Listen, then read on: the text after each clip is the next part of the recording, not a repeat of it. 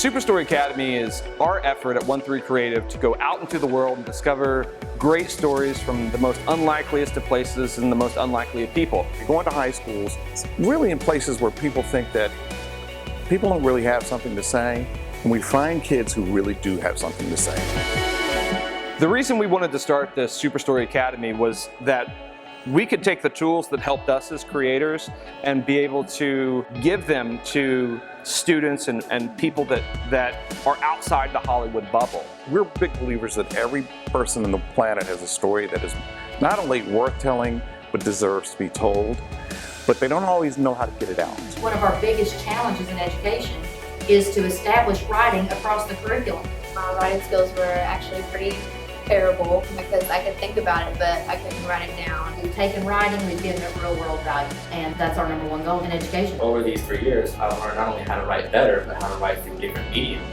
So if I wanted to go into screenwriting or writing a comic book or anything, I now have the skills and ability to do that. They are acknowledged, they are empowered to tell stories and realize that someone believes in them.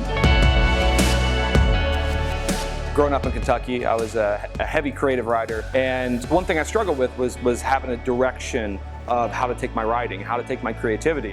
I figured that if I struggled with that, other people would struggle with that as well. The person who benefits the most from the Superstory Academy really is someone who has something to say but doesn't really know how to say it, doesn't know how to express it.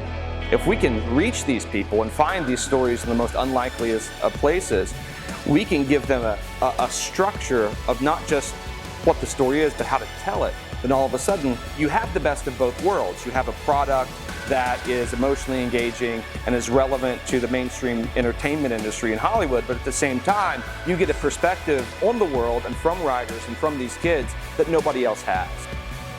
I went to junior high and high school in Lexington, and my experience in Kentucky made me who I am today. The voices of those people, the passion.